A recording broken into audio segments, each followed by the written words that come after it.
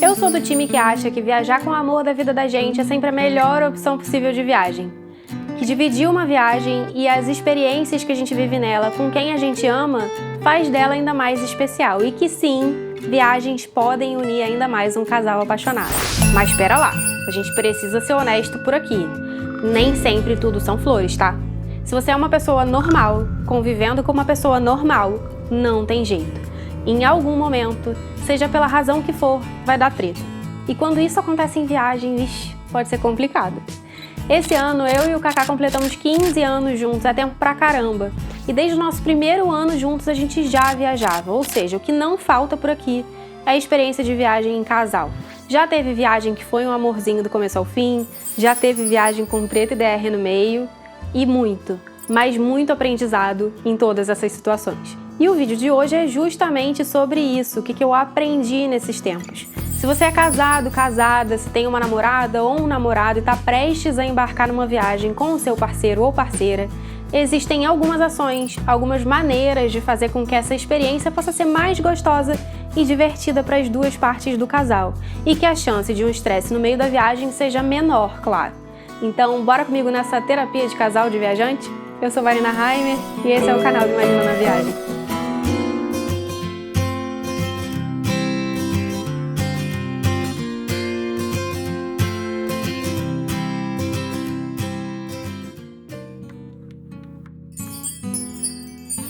Então bora começar com uma dica que eu sei que vai soar clichê, mas que pra mim é a base de qualquer relacionamento de sucesso, seja ele um relacionamento romântico, familiar, uma amizade, e que em viagens talvez seja ainda mais valiosa. Eu tô falando de comunicação. Se você não fala, por mais que você queira, a outra pessoa não vai adivinhar o que você tá sentindo, o que você tá pensando. E anota aí, toda expectativa que a gente não bota pra fora, um dia acaba virando frustração. Então conversem sobre as suas expectativas, os seus desejos para essa viagem, as preocupações. A honestidade é o segredo para evitar desentendimentos. Eu realmente acredito que dentro de uma relação, você precisa ter espaço e se sentir livre para falar o que você quiser, sobre o que você quiser. É óbvio que existem 1000 maneiras da gente falar a mesma coisa, e se a pessoa que vai te ouvir é justamente a pessoa que você ama, você vai falar com todo carinho e respeito. O importante é nunca fechar esse canal de comunicação. Ah, e se é importante falar, também é importante ouvir. Então, se o outro tá falando sobre alguma insatisfação, não vale a pena se armar para defender aí o seu ponto. Escuta, conversa, e nesse diálogo saudável vocês com certeza vão encontrar um caminho que funcione bem para os dois. Você vai ver que a maioria das próximas dicas só funciona se houver comunicação. Isso vale para viagens, mas não só para elas, tá?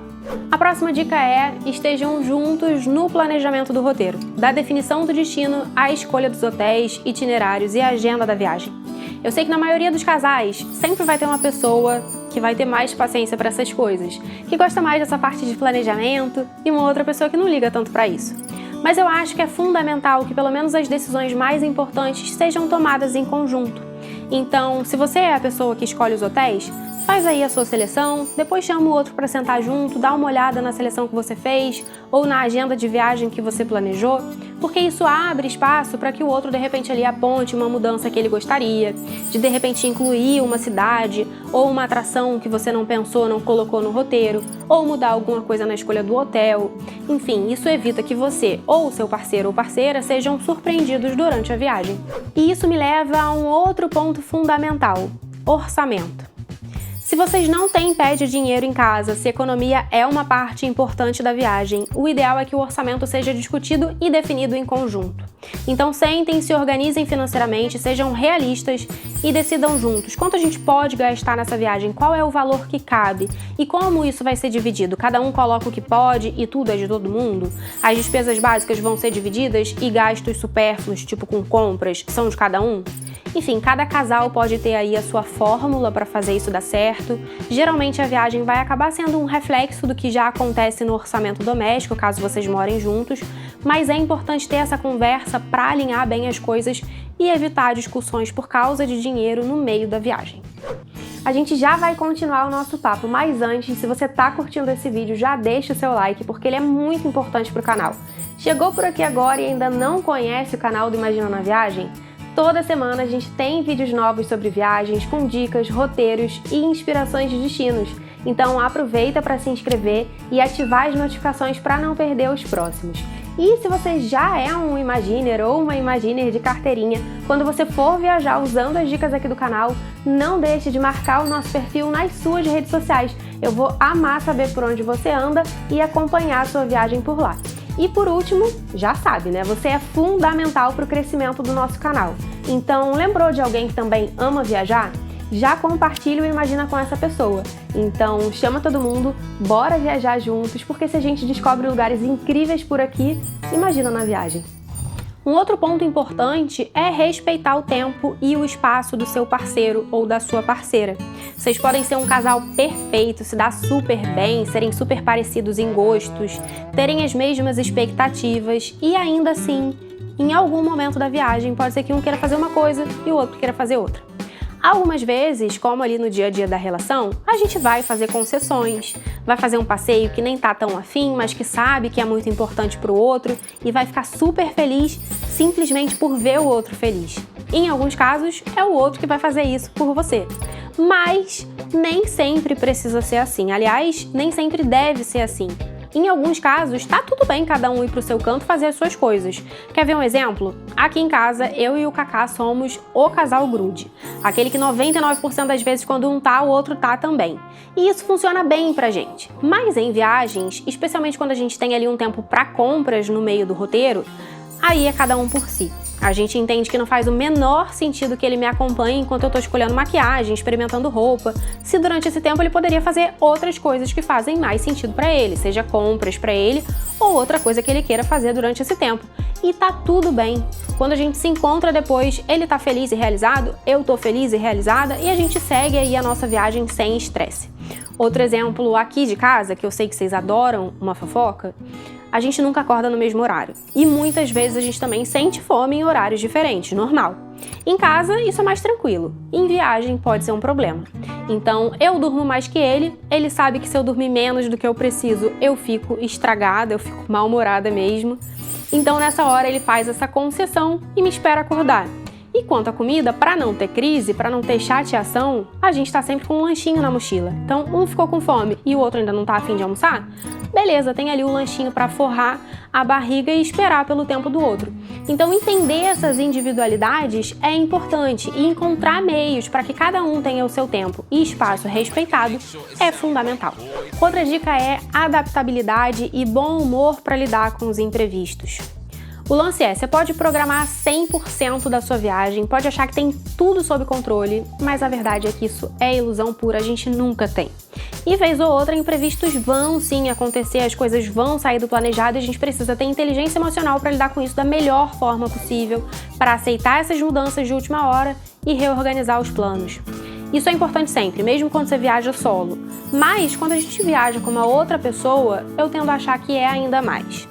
Quer dizer, se você se frustra aí numa viagem solo e passa o resto do seu dia com uma tromba de 2 metros na cara por causa disso, a única pessoa que vai ter que lidar aí com seu mau humor e a sua frustração é você mesmo. Mas ninguém merece ter que aturar a carranca do outro só porque choveu no dia que ele queria fazer um passeio ao ar livre, né? Então sim, um pouquinho de chateação, um pouquinho de frustração nessas horas é normal, mas não deixa isso tomar conta do seu dia, porque além de estragar o seu dia de viagem, você vai estar estragando o dia do outro também. E além do mais, geralmente são nesses dias de mau humor que a gente acaba arrumando pinimba à toa. Viagem não é hora pra pinimba, gente. No dia a dia, a gente sabe que rola, é normal, de vez em quando a gente é chato, dá uma implicada ali à toa, vai brigar por coisa pequena mesmo, mas em viagem não é hora. Pensa, foi caro, é uma oportunidade que às vezes é única, vai desperdiçar aí um tempo precioso para ficar de cara amarrada? Não, né? O que me leva ao próximo ponto. Viagem não é hora de encontrar culpado. Perdeu o voo, errou o trajeto, o hotel que vocês reservaram é péssimo. Nessas horas é normal que a gente queira apontar o dedo pro outro. Ah, você perdeu o voo porque não deixou as coisas arrumadas, deixou tudo pra cima da hora. Ou a gente perdeu a saída da estrada porque você não prestou atenção na direção. Ou a responsabilidade de escolher os hotéis era sua, olha onde é que a gente tá agora. E de verdade, além de não ser hora para isso, em viagem mais do que nunca, um casal é um time. Talvez a pessoa não tivesse deixado tudo para cima da hora se você tivesse dado uma mãozinha. Vocês não teriam perdido o voo. Talvez, se você tivesse ali mais atento na função de copiloto, poderia ter evitado que o outro se distraísse no trajeto e perdesse a saída da estrada. E se o hotel era tão importante, por que você também não deu uma olhada antes de vocês fecharem a reserva? E mesmo quando o imprevisto é inquestionavelmente por responsabilidade única do outro, ainda assim, vale olhar para si mesmo e pensar, puxa, mas se eu estivesse no lugar dele ou dela, eu ia querer alguém apontando o dedo ou alguém me apoiando e dizendo que tudo bem, a gente vai resolver isso junto. Eu estava dirigindo quando a gente sofreu um acidente de carro no meio de uma estrada quase deserta e isso fez com que a gente ficasse horas no meio-fio com chuva e frio esperando ajuda. O Kaká já tomou multa dirigindo em viagem. Nessas horas, e em todas as horas, na verdade, a gente estava ali um pro outro, sem apontar dedo, sem culpar, só apoiando, porque a viagem acaba, tudo passa, mas a certeza da parceria, da confiança que se tem no outro, no apoio do outro, é o que dura, é o que é importante não só para a sua viagem, mas também para o seu casamento, para a sua relação, sempre. Mas um ponto fundamental para uma viagem sem tretas é dividam as tarefas. Ninguém quer ser o faz-tudo da viagem. Talvez você não seja tão eficiente em arrumar as malas, tudo bem. Mas e se você organizar os documentos, então? Se você não sabe ou não gosta de dirigir e o seu parceiro topa assumir aí toda essa direção durante a viagem, você pode ficar responsável por pesquisar os trajetos, definir as rotas, mapear estacionamentos ali no destino, já setar o endereço certinho no GPS, ou seja, fazer mesmo um trabalho de copiloto para que o outro não acumule essa função.